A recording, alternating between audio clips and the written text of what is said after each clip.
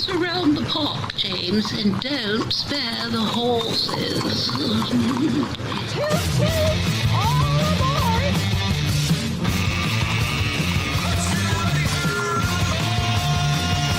It's showtime. And welcome in. Here we go. It's On the Ledge, your Ontario Politics podcast. I'm Dave Trafford, and as we record this, it is just past 8:30 on the morning of Thursday, March the 26th. It's budget day in Ontario, so we'll have to, wait and see what comes as a result of the presentation in the legislature later this afternoon. So we'll get to that conversation later, but there's still plenty to talk about because the legislature was actually back in business this week.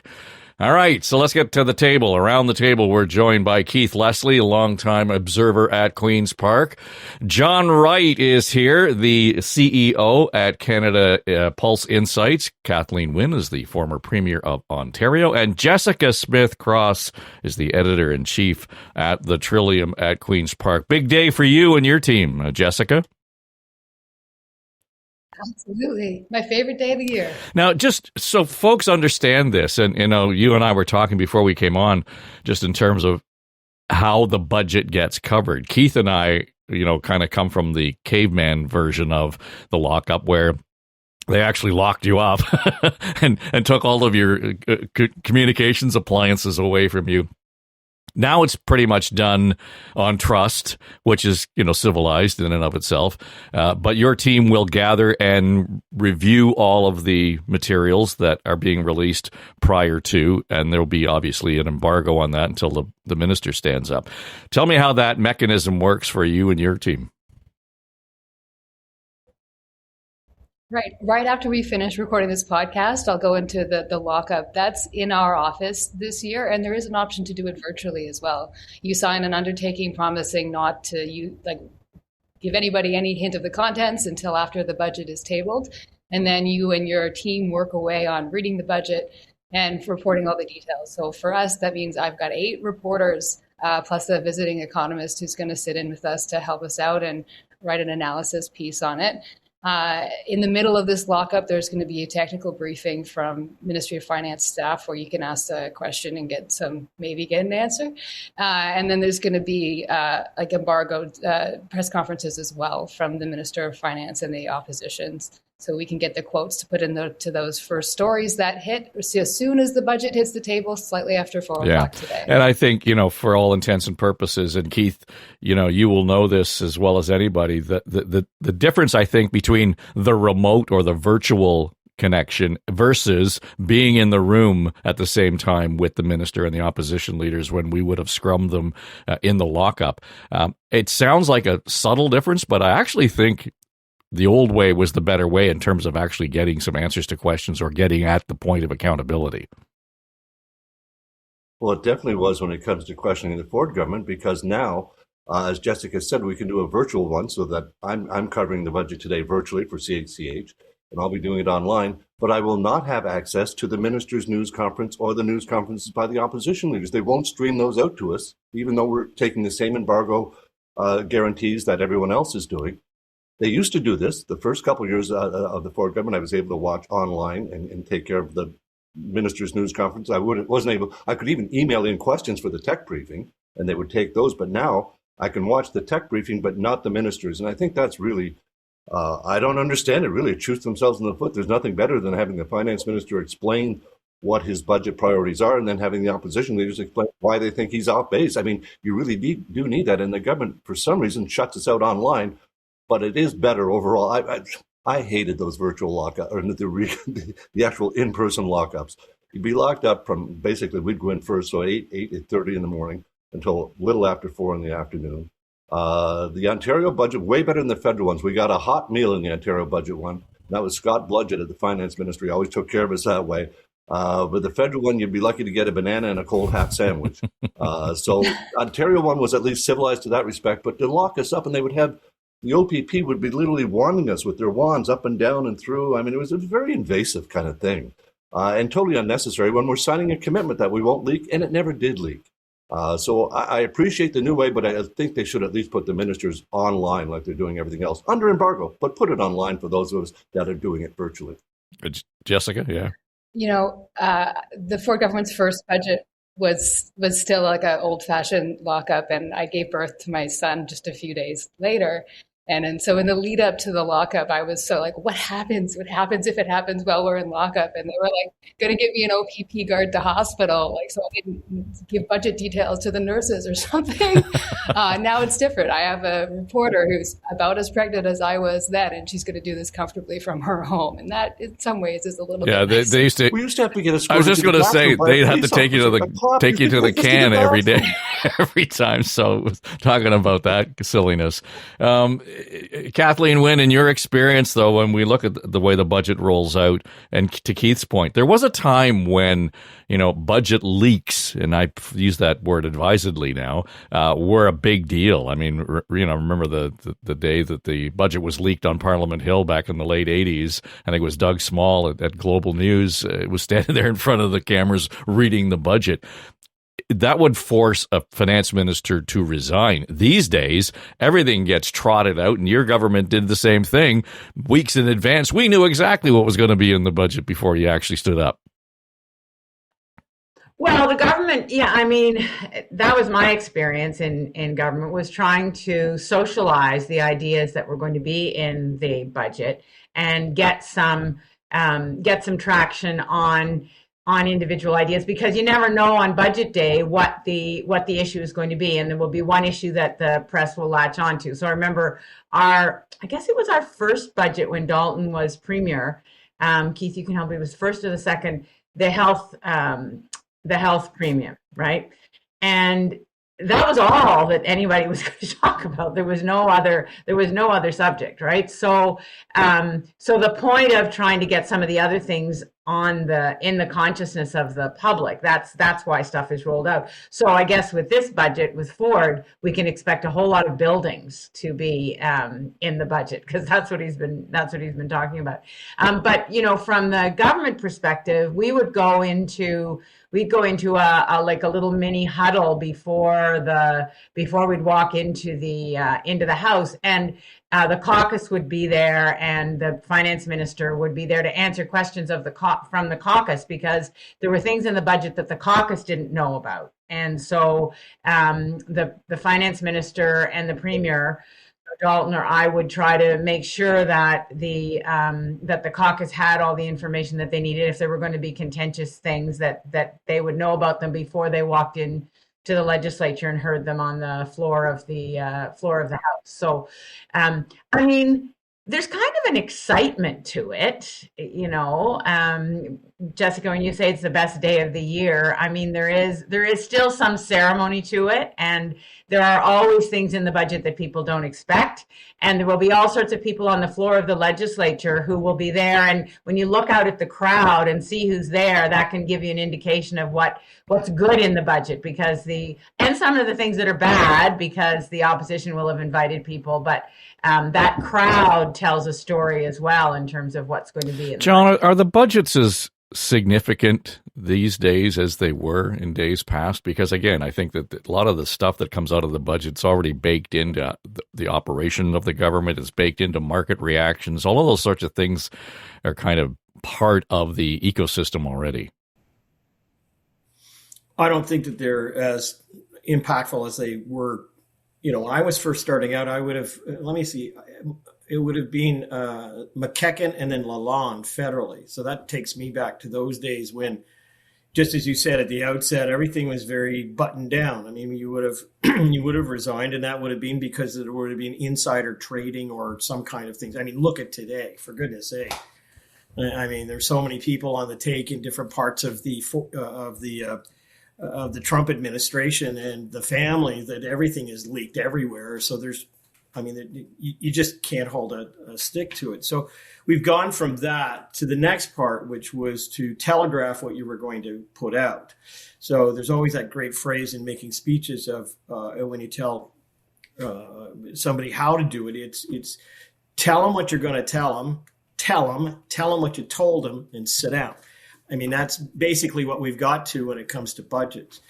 I think the key point here is it's a platform for the government to narrow its message and basically deliver, this is what is important. And I expect that within the next 24 hours, we'll go through that cycle where there will be, the huddle will have taken place, obviously, Premier, not just with, the Premier's office, as you've said, but also with the campaign specialists who will meet the days before. They'll sharpen the pencils and they'll figure out that this is what we want to have. We may have already seen it. It may be the HST reduction in housing. But where I think this is going to be really important is that Moody's came out this morning and said that there's now a 50-50 chance of a significant recession because of the oil embargoes in the Straits of Hormuz. We're going to be in a cost of living issue within the next 3 months because that wave is going to, roll through everything in the economy. And so this is kind of the last gasp to get one message out, but it's also the preparation for the next part. And I'll be very interested to see whether they're making provisions within the deficit, to broaden the deficit or some of the other things in anticipation of what may be coming. Because, they're trying to score the political points and narrowing the message today, but you can see just over the hill on the other side that there's this big tsunami headed our way. And this is now the prep for that government to. Keith, one of the things just in terms of telegraphing what's going to be in the budget, et cetera, and sort of setting the tone and as Premier Wynne says, socializing it. Here's what I'm not hearing, and it strikes me as odd. The number one conversation that has come up, it doesn't matter if I'm at the rink, I'm talking to family, we're around the table with friends, is the price of gas. People are paying so close attention to that. It's extraordinary to see $1.80 or whatever it is a liter, and that's some, look at that, it's down 17 cents or whatever it happens to be. I'm not hearing that conversation coming out of the front benches at Queen's Park. Does that surprise you? Well, yeah, they could at least emphasize the fact that they've cut already their provincial portion of the gas tax and are doing their best to keep the price down. But at this point, I guess jumping in on that story is to no one's advantage because there's not really anything they can do about it. So they're just going to steer well clear of it for the most part. I think by all these, the leaks or their preamble of rolling things out of the budget ahead of time, it ends up that the budgets end up being focused really a lot on the numbers, on the deficit numbers, on the projections and stuff like that, and the unemployment numbers. And I think that's important. So it does get those numbers a lot of play because they're often the only new things that are left in the budget for us to report on. I want to talk just for a second, though, Dave, about I was in the Parliament Hill dining room when Doug Small, we were told we were having dinner in advance of the budget the next day. We were told Doug Small is on Global News reporting he's got the budget highlights package in his hand and he's holding it up. So we all went running back to our offices across the street from Parliament Hill, it's Canadian Press. And sure enough, and poor Doug Small, this is how bad Global was in those days. This is we got back in time to see 2 minutes to 7 o'clock. And he said, and we'll be back at 11 o'clock with the details because they then went to the Love Boat. See, the Global couldn't stay live. They didn't have the ability to stay live at that time.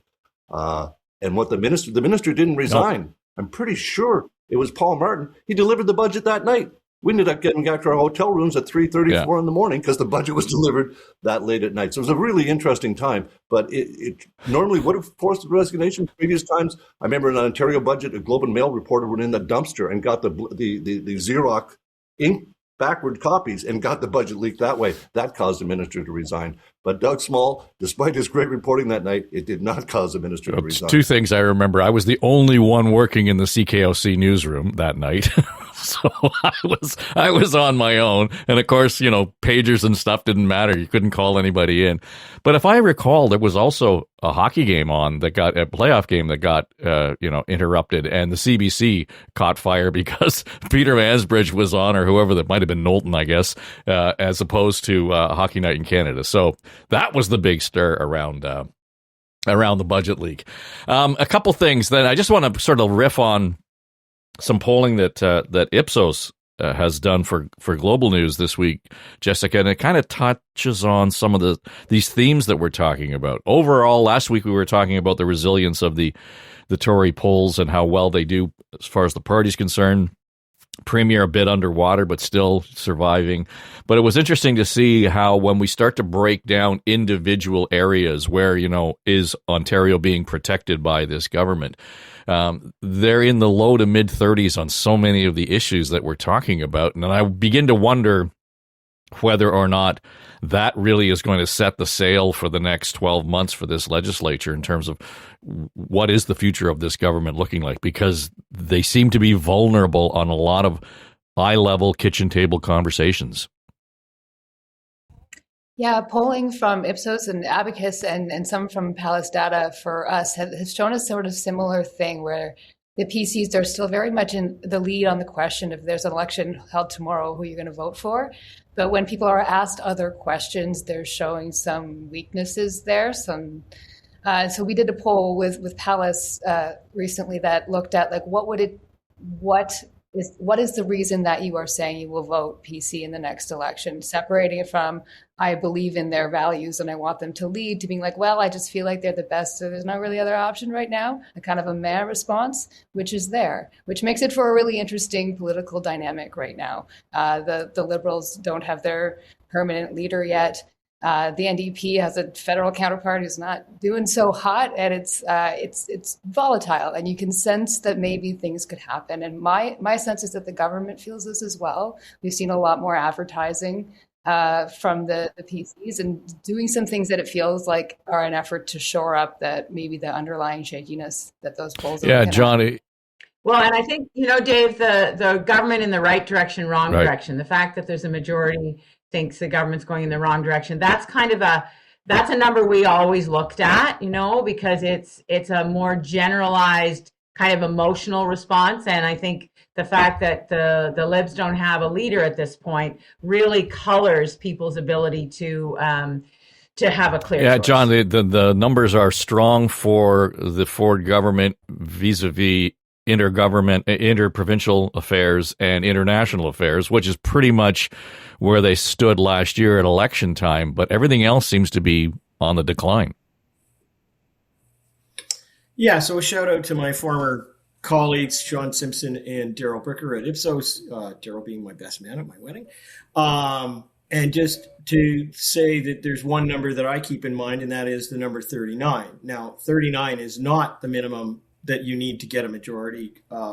It's usually around 37, but more importantly, it's 39 months to go before they really have to be concerned about this. I mean, we do have until 2029 to have that election. So, I mean, one could be arrogant about it and sort of say, polls are for dogs and it's a snapshot in time and I don't really care about this. But the government has a lot of leverage, especially without having a major party leader to make a choice over. Having said that, you do have a couple of things that are going on here. Number one is that we see a decline in not only support for a whole series of categories, but we don't see anything really strong except for the Donald Trump threat next door, the advertising, which Jessica's talked about, which is ongoing all the time now about how strong we are to protect Ontario.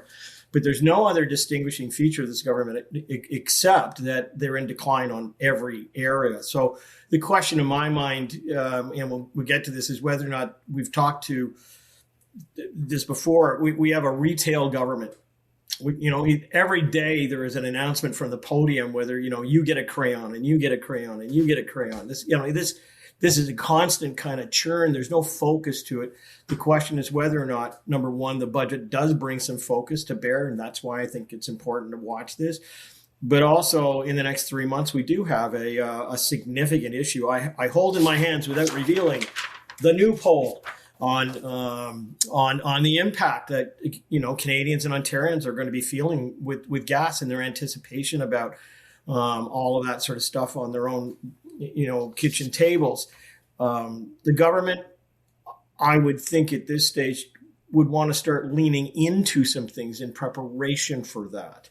But as I said, I mean, it's 39 months to go before an election, so I don't think they're really concerned about it. Even at that, though, Keith, you combine that with this concerted effort. There's going to be sort of this anti-Ford government demonstrations across the province, and they're all reasonably well organized, and from a variety of sectors on the weekend.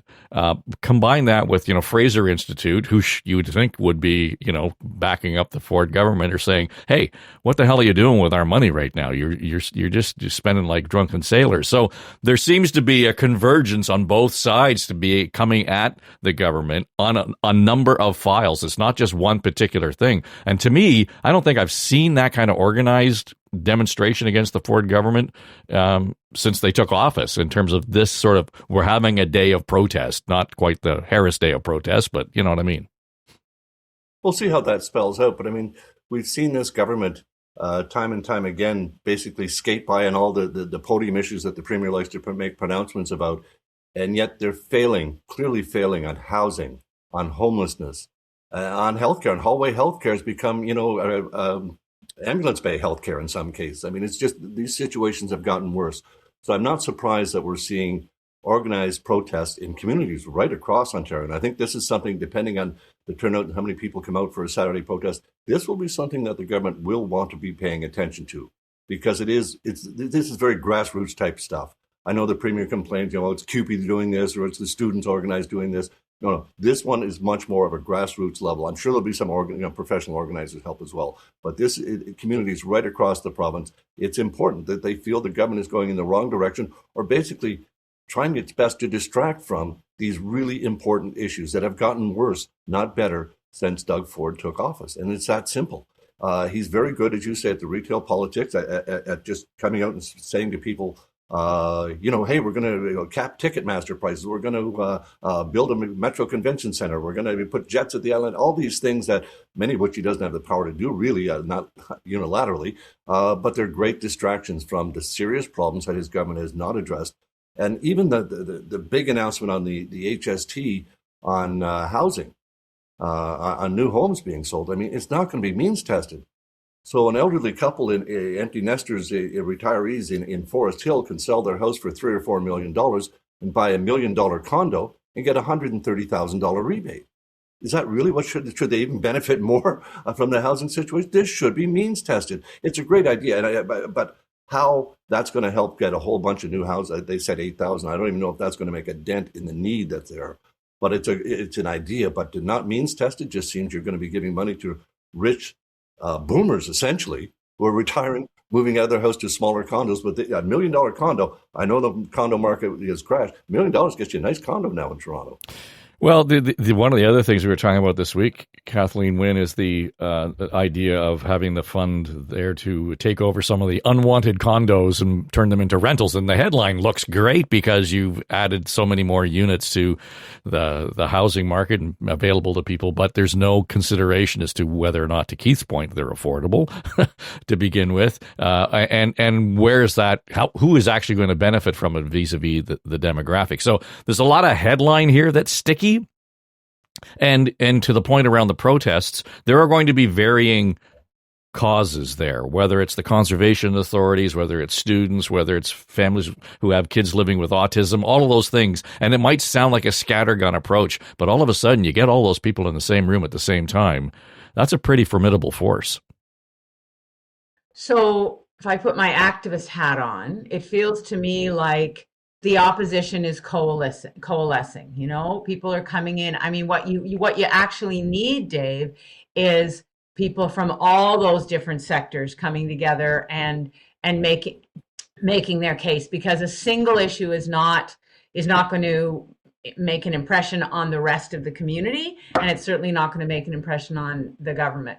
I think that the misstep that they've made around OSAP, I think is a huge one. The students are very, very agitated and very motivated to push back against them, but so are their parents and their grandparents. And if their parents are nurses, if their parents are teachers, if their grandparents have been in the education sector or whatever, they're not happy right now, So, I mean, there's a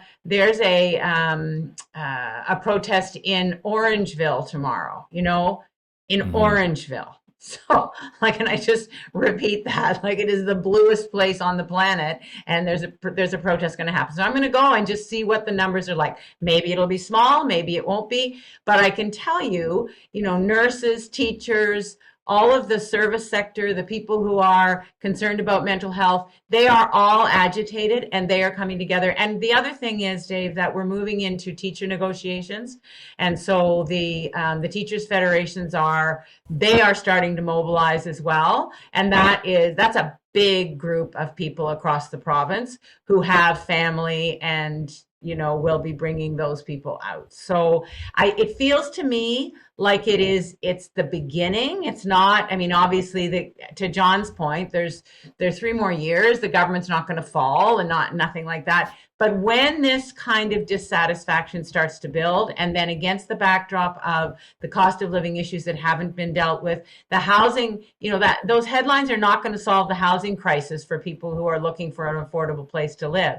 So all of that kind of contains these other dissatisfactions that are coming up. Last week we talked extensively about you talk about a rake in front of you, the FOI changes, the Freedom of Information changes, and I think for the most part everybody on the show thought, probably not the smartest thing to be doing right now. Never mind at all. But the question around transparency. So, legislature gets back to work. And for the most part, it was pressed heavily by the opposition in question period. Marit Stiles was leading the way on that. But then again, the media had an opportunity to chase the premier around the podium, I guess, on a couple of occasions. One particularly yesterday at an announcement out in Mississauga, and I thought it was rather telling. It's a longer clip, but I want you to hear the whole context for this. When the premier was asked about this to clarify what they were doing around the freedom of information. Premier, can you explain to Ontarians why they feel that you are trying to reduce government accountability? Well, let's be very clear. It's 95%. I'm going to repeat that number until you guys can repeat it on the news. 95%. Anything will be disclosed, FOIs. We are following in the steps of every single province in the federal government. So I find it amazing that every other province is doing what we're planning to do, and has done it for years, in the federal government. So maybe you should talk to those folks, find out we're just following lockstep with the rest of the province. The only mistake we did is we should have done this years ago with all the other provinces in the federal government. So we aren't pulling a rabbit out of our hat.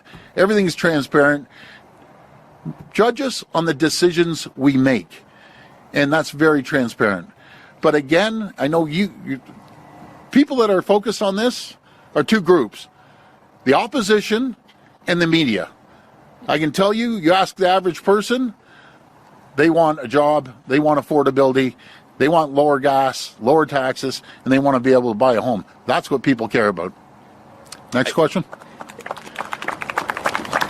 I'd note that according to the IPC, only 4% of FOIs come from the media. However, Premier, I do want to ask you on an unrelated... Can I jump in there for a second? Folks, listen to this stat. We get 75,000 FOIs. That's more than the entire country combined. Something's wrong with that. We have full-time staff getting paid a lot of money, not only in the bureaucracy, but also in our office. All they do is do FOIs. Something's broken when we're getting more FOIs than anyone in the entire country. Yeah. So there's a lot in that answer. And Jessica, I know that you're just dying to... because this is your bread and butter. You guys have done some really key reporting, particularly on skills development, because of the FOI process. And it's not just a matter of filling out a form and getting back all the juicy stuff. It's, there's a lot that goes into that. I'll let you take it wherever you want, but we went from him saying we're getting in line with everybody in the country to us having so much it costs us more than anybody else in the country, and now it's an economic thing. We're going to save money by not having FOI, if I translated that correctly. Anyway, that's my take. Yeah, there is a lot there. I'll take on some of it. The last thing he said about the 75,000 requests is actually not correct. That's not just the provincial government. That's also every single municipality in Ontario. So that was a bit wrong. But maybe also not. Yeah, it's more like 28,000, I think. But there are full-time staff who have to deal with these requests. Now, there are a lot of different types of requests out there, like people who are involved in business and law do them routinely for certain like real estate issues. MMAH is the biggest ministry because that's a normal thing. He's really conflating the issue between the really like sensitive political requests, which is what he's changing, and the vast number of requests that happen. So those sensitive political requests, the ones that are from media and opposition parties, are the ones they're targeting with these changes. And when he says that he's following the rest of the country, that's not accurate either. Our Information and Privacy Commissioner came out with a really helpful chart yesterday that showed how Ontario's changes, in her opinion, what they've described, would be actually more exempt the government more than any other jurisdiction. So the way the law is written, some of them don't necessarily name the minister's offices as targets, but the way that the law has been interpreted by the courts in which they have to follow actually makes records that are housed by those ministers' office accessible to the process if they would be accessible through the ministry. It's technical, but the point is that he's wrong when he's saying what we're trying to do would bring us in line with the rest of the country. The IPC says it would be more draconian. So let's go there. The other thing I want to talk about here is people need to understand why we care and why this change matters. And I hope to give a couple of examples. Folks have heard about Global's request for the Premier's cell phone records, wanting some information about the government business he's been conducting on it. That's one we're talking about all the time. That request would certainly be affected by it, but it's not just that.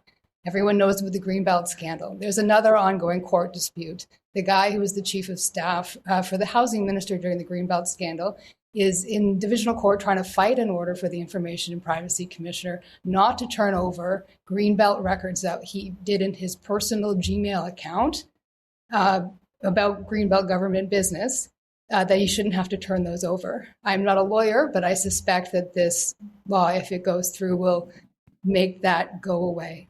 So we're talking about the real accountability stuff that people really do care about. When the Greenbelt issue was on fire, people cared. When we report about the Skills Development Fund, people care.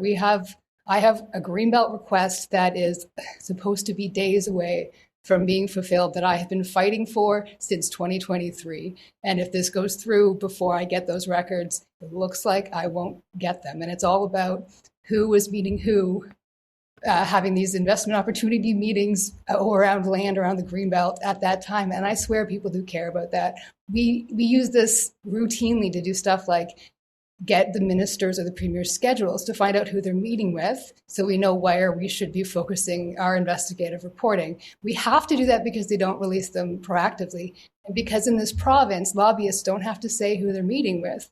In the federal level, if a lobbyist meets with an official, they have to say what meeting they had, and journalists can take it from there. They don't do that in Ontario. It's blind to us. Okay, my point is clear. This is one of those things where this change affects me and my work as a journalist, and it's unusual for me because usually I don't take a stand, but in this one, we have no choice. This affects the work that we do, and it's targeted directly at us. The Premier's comments have been directly at us. At one press conference, he accused us of wanting to publish the private health information of people we disagree with, which is insane. I would absolutely never do that. And nor would the FOI process ever allow us to do that. But I'd never do that as a moral thing. And rant. No, that context is really important because, you know, that's not what's in there. I mean, the Premier wanting us to repeat the 95%. Well, you've just contextualized that for us, and it's important that we do that from that perspective. But Kathleen, the other side of this is, you know, all through this conversation now, it's an ad hominem, criticism of the Privacy Commissioner. Well, you know, the decisions were, defeated. I wouldn't really put much stock on what she has to say anyway. And really, that's the defense now. I mean, I think I'm going to repeat myself from last week. This is clearly, to me, and I've been the subject of FOI requests that have been uncomfortable. Trust me, I mean, there's no, Keith's smiling because the whole discussion of the gas plant, folks, like it went on and on. It went on through into my term right through until 2018. And that information was available because of FOI requests that were made. I went through a whole thing about a nomination in Sudbury that, was the result of NDP FOI requests. Did I love that? No, but it is the price of being in public office that you are scrutinized, and it is the price of democracy. Those people who are working in the bureaucracy to pull together information, that is their job, and it is the job of government to translate what's going on and expose what's going on to the public. That is what it's about, and I just think that this is it's so wrong. It's also so short-sighted, because the Conservatives will not be in government forever. And they will be, if they do this, they will be railing about the lack of transparency if the government that comes in doesn't change these rules. The last thing I will say is that there is a way for government, and Jessica, you alluded to it. If you give people more information up front, there will be fewer FOI requests. If you publish your schedule, if you tell people where you're going to be and what you're going to be doing, if you give people mandate letters, or if you publish your mandate letters, if you are open about what it is you're doing in government with this, which this government has not been, they are just tightening the screws. But if you are preemptive, it makes it less evident that there would have to be FOI requests. So to me, this is so wrong-headed, and it is about protecting themselves. It's about protecting the information that they don't want to be in the public, and who knows what's in those documents. But they're working so hard to protect the information. You got to think that there's something bad in there. Two things on that, John. First, is it's worth noting that in years past, the mayor of the city of Toronto would have published on a daily basis where the mayor was going to be. There was a schedule out there. That stopped when Rob Ford became mayor. I'm just saying. And we all screamed and yelled about it, and they didn't do anything about it. So now, you had to kind of hunt around. But the other part of this is, and it was an interesting take on the phone aspect of it. If not just the premier, but every member of cabinet, every staffer is allowed to use their personal phones for business, this raises the specter of cybersecurity threats, because what happens to that phone when you leave government? What happens to that phone when you swap the SIM card out? There's no control over it. Right now, at most companies, it's pretty well nailed down in terms of how you can use your phone, where you can use your phone, because of the cybersecurity questions and issues. If we have no accountability around that, if we don't even know what's being used for, or where that phone is going, that in and of itself creates a gap that this is supposed to fill. It just starts to eat on itself.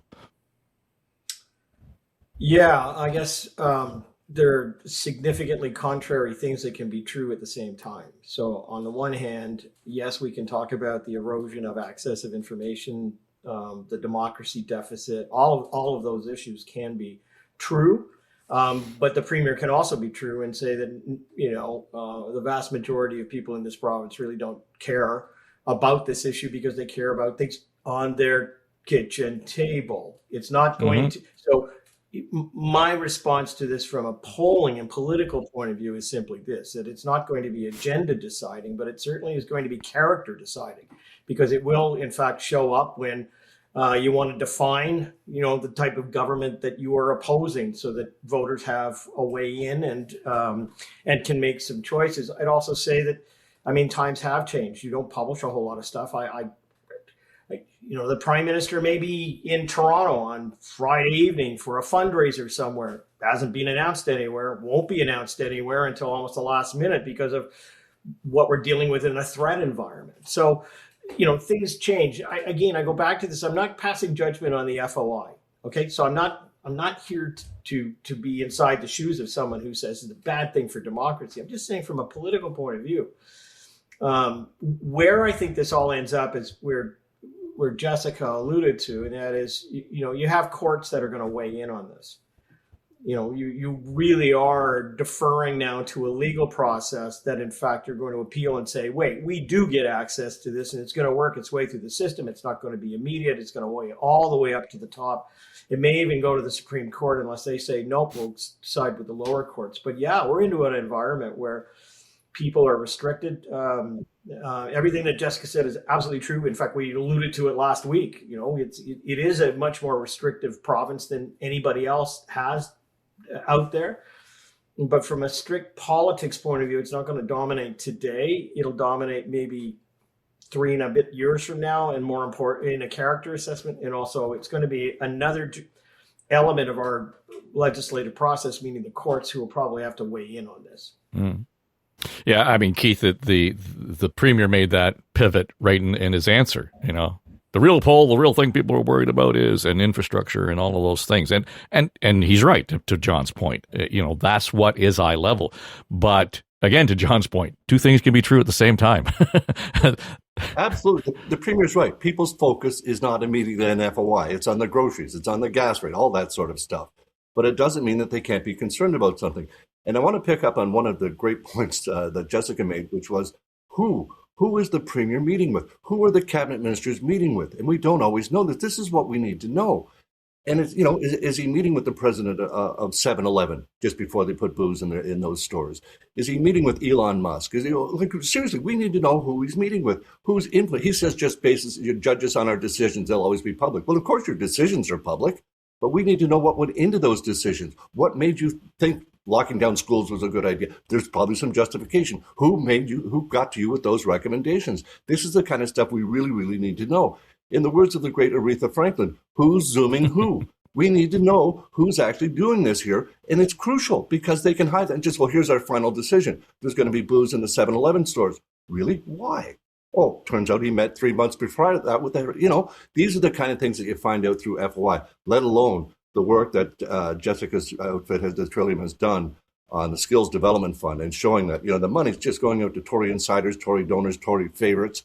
And the people that rated high on the Skills Development Fund applicants, they didn't get the money. And as for the cost, the premier railing on about the cost of having full-time staff doing FOI. Well, that's part of the democracy. That's just the way it works. But also, Jessica, I remember the Trillium was fundraising a short time ago to get, is it $12,000 was the latest bill you were hit with for FOI and the Skills Development Fund? Yeah, it was for a cluster of SDF ones, was $12,000, 5 different requests, and they're broad, and we've crowdfunded, and they will be affected by this, not killed by this, but records will be withheld, those requests from this if this goes through. So what's the government hiding? It really comes down to that basic question, isn't it? What is it? You're making us think you're hiding something. What is it? Why do you need to do this? And the case about the former chief of staff to the housing minister and his devices being just, you know, tossed away, the records down there are gone, even though it was personal government business. The chief of staff to Dalton McGuinty went to jail for not preserving government records, for having them destroyed. And this is just going to allow these devices just to be handed in, tossed away, whatever, we don't know, let alone the security aspect of it.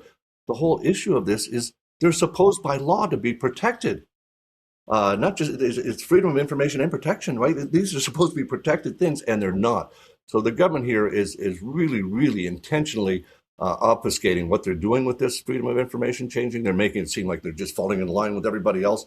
And really, nobody else, no other premier, no other prime minister is using his personal phone to conduct government business. And that, of course, comes back to the global's core. But to Jessica's point, it's not just that, but I think that one in particular makes this case really stand out. And people, I think, no one's going after health records. People do want to know, who are you talking Well, yeah, and I've alluded to this before, Keith, and I talked to Dean Beebe a few weeks ago about this, and it was at a point where the federal government had released a report on freedom of information at that level, and he said the number of requests are down considerably, and even among the journalists and, you know, the opposition, primarily because of 2 reasons. First, it was just so onerous, and the costs become a factor in all of that in terms of what you're going to get, because you got to put the money up and then look at, okay, did we get what we wanted? It's like an Easter egg.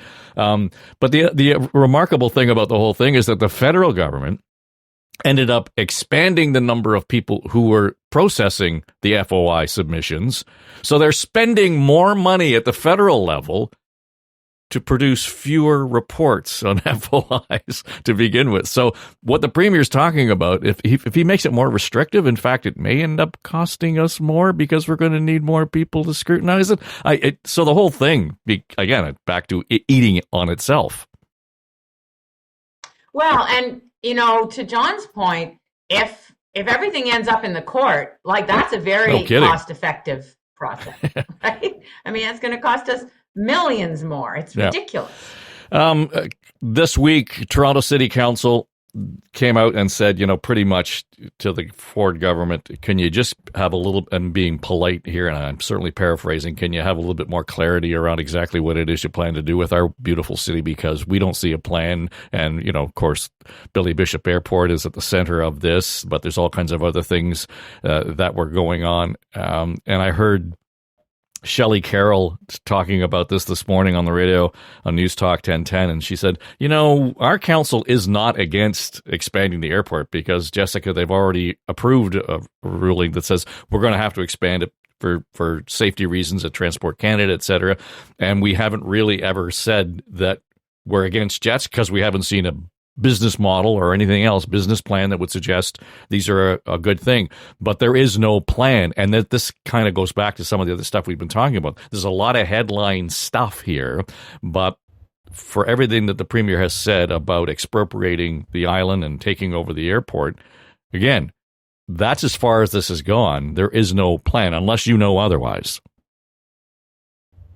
No, we are not in on a plan, and it's not clear how this all came together. We're hearing about the expropriation of the airport.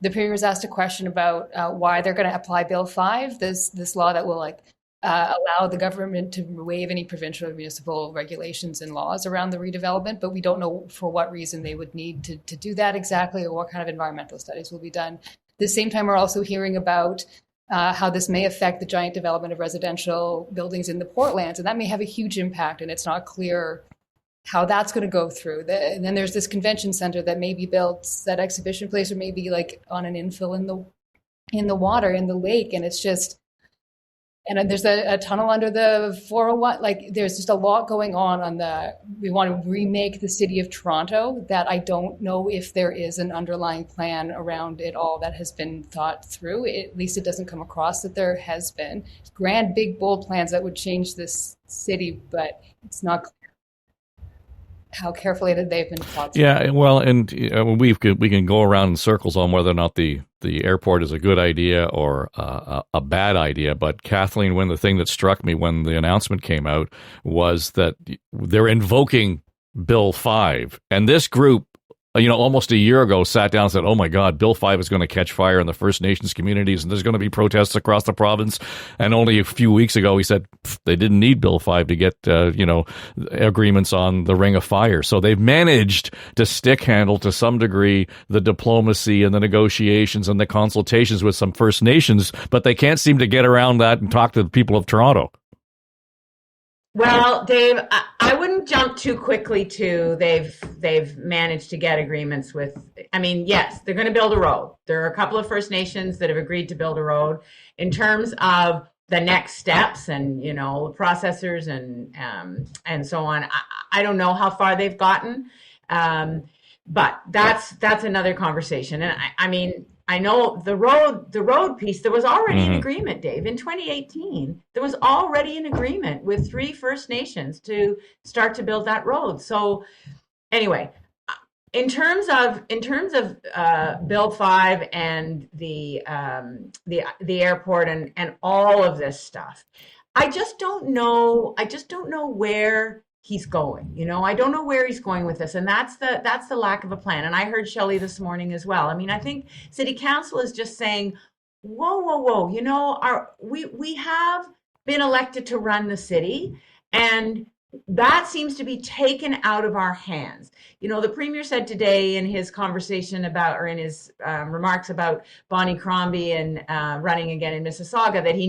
doesn't get involved in municipal elections. Well, he sure gets involved in municipal everything else, from shrinking the size of council to determining what the infrastructure is going to look like. I mean, I think that he is a bit transfixed with the city of Toronto for whatever reason, and that is very obvious from the kind of barrage of stuff that has come out of him from the podium. It'll be interesting to see, Dave, what's in the budget in terms of the whole province as opposed to just the city of Toronto. My guess is there will be, there'll be more conversation about outside of Toronto, because he's talking to the media market in Toronto when he's doing this stuff at the podium, right? So I think that it is incoherent. I think that there is not a plan. And to me, that's further evidence that he's kind of grasping now. I mean, yes, his polls are fine, and John will tell me that people don't care about this stuff, but my political instinct is that this guy doesn't really know what he's doing right now, and people are calling him on it. City council, which is not a unified body by any stretch, is saying, wait a minute, this is not okay. You are coming in here. We don't know what the plan is. And Shelley Carroll is an eminently reasonable human, and she's saying, we just don't know what he's trying to do here. We don't have any of the information. We don't have any of the specifics. And so I think that kind of incoherence is going to come through to well, the public. John, and again, we can use the phrase, at an unrelated news conference, the Premier was asked about the possibility of Bonnie Crombie challenging Carolyn Parrish for the mayoralty in Mississauga. You know something? I never get involved in municipal elections, but I will send an army down here to make sure I support Mayor Parrish. It was an absolute disaster under Bonnie Crombie. Rose taxes like they've never seen before. Cut off everything about housing. She was an absolute disaster. So what I say to Mayor Bonnie Crombie, bring it on. Let's go. We're ready. The laugh track is what killed me there. But John, he was saying the same thing, just for the record, about Olivia Chow when she was running for mayor here in Toronto. So to suggest that he's somehow not getting involved in elections, I mean, he put his hand on Saunders' shoulder in his mayoral run. So there's all kinds of stuff going on here. I just think it's hilarious he said that with a straight face. But anyway. Well, I answered the question. Yeah, you and whose army, right? There you go. Right. Here, look. There's again. I don't mean to be the stoker of cynicism, but I'd say the following things. Number one, we've talked about this before. That the Premier is a retail politician in a municipal situation. So everything that is at that level, like literally, open air quotes, street level, is his domain. He's talking about, the science center, the airport, all these things are where his domain is, where he lives, where he's been involved with municipal politics. So this is the animal within the zoo that runs everything. So yeah, it doesn't surprise me that he's doing that. The second thing is the pure politics of it. You're looking at Toronto, which last time I checked is not exactly progressive conservative blue. I mean, you can rile up an entire city that's painted red and orange, and it's kind of like, yeah, whatever. You can. The other thing that is interesting, though, to me was we were at our 23-year-old son still plays hockey. He's got a full-time job, so it was the beer league, and so we were sitting in the stands last night watching one of his playoff games for the beer league, and there were a group of people behind us who were 22 and 23 years of age.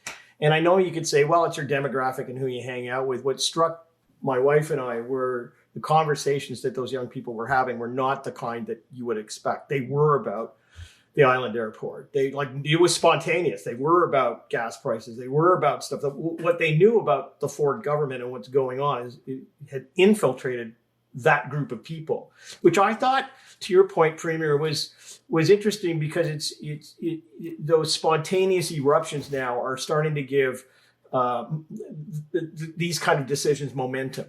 And I think we talked about this a year ago, that each one of these decisions the Premier makes is a ballot question. It's just decides on who's going to use it. So that's a third thing, is that he, in making these announcements, whether it be about Carolyn Parrish and Bonnie Crombie, but more importantly, the island airport, he has handed somebody in Toronto a ballot question for the mayoralty.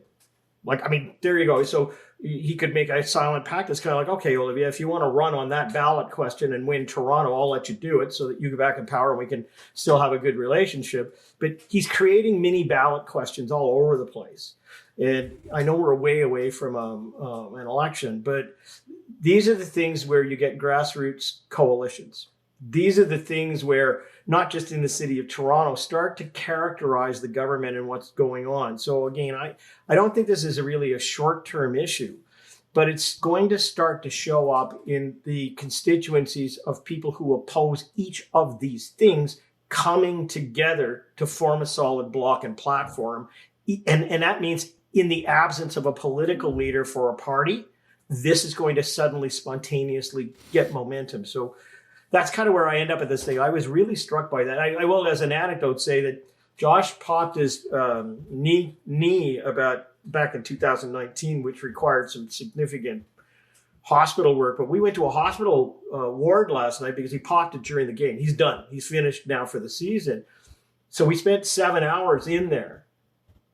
And we had every test done. We were in and out in 7 hours with a knee thing. And that was at Sunnybrook, which is one of the most important, places in Toronto where you have all these ambulances going in and out and people on stretchers, stuff like that.